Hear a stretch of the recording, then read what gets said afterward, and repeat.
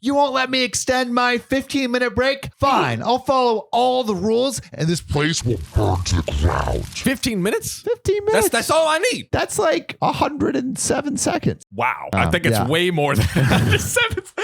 For 20 years, I worked at a local government agency here in the U.S. We were a small, well-run office with a supervisor who had a very laissez-faire style of leadership, and this worked. Think Ron Swanson, Parks and Recreation.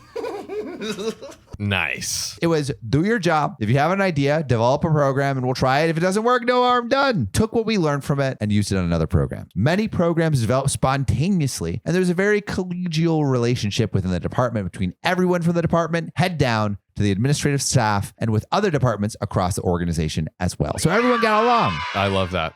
That department head, unfortunately, retired. And was replaced with a retired Army Colonel, Dan Hutt, who was somewhat dictatorial in his style. You can dictate my style. Yo. You can dictate your style on me, officer. Let's down, baby. Put them 5 stars somewhere where you can use them. 5-star general. Ooh. Reporting for duty. Yeah. You can bang this booty. That's right. Nice. Suddenly, multi-degreed professionals who were used to a significant amount of autonomy and who were constantly worked well beyond hours for which they were paid were being told that they could not extend their lunch hour by 15 minutes once a week to participate in the local Rotary Club meetings. Disgusting. Why would you ever allow that? Yeah. Rotary Club. What Rotary is this? Club? Rotate your ass back in your seat and keep working. Think I'm paying for these dumb little meetings? How much? 15 minutes times how many people?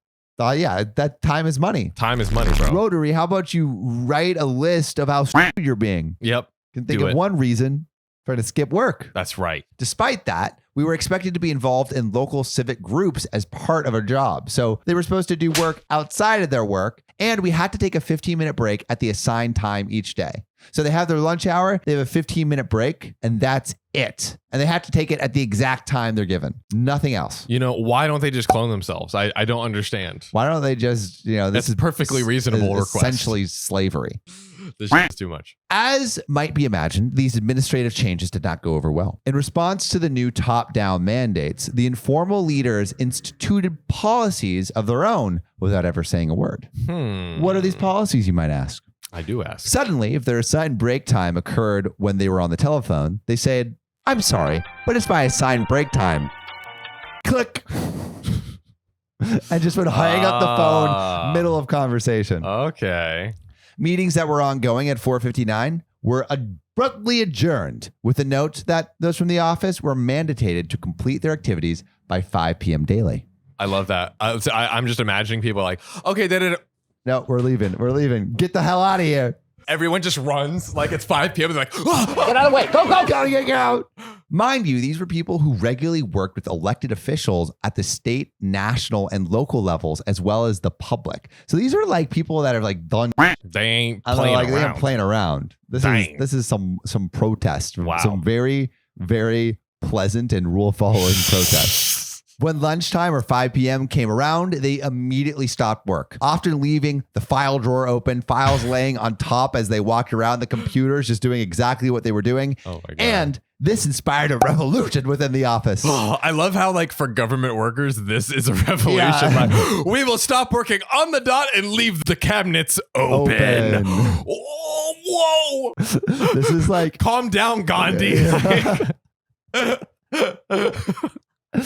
Oh my God. It didn't take long for the support staff to follow suit. And soon, everyone was leaving on time. Yeah. This was not the kind of action to which those that had worked with them in the past were accustomed to, nor was it what one would expect from professionals. Right. It was, however, exactly what was mandated by the new program. Oh.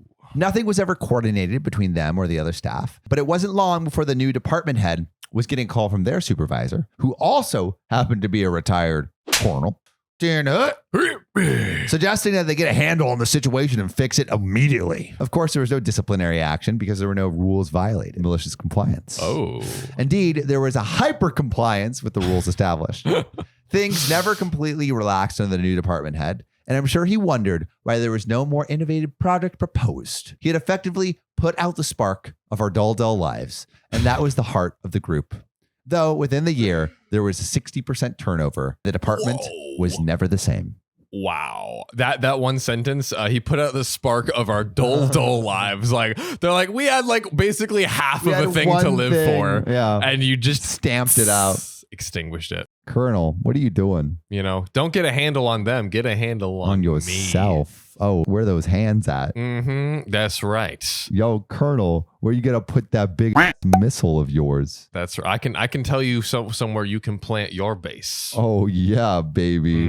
Put My that butthole. explosive. That's where. Just to be clear. Just to effectively communicate with you, Colonel, because I know you appreciate that. I always love the delay. Like John always like he's like he's like referencing something. Like we all know what he's referencing. And how am I? Lays it on the table. I have to be an effective communicator every time. It's called radical candor, Samuel. I have to be radically candid about what I'm talking about. Hey, well, I'm going to be radically candid about the next story you guys should listen to. If you like this story, check out this other story of a government worker completely annihilating his government office and throwing it into chaos.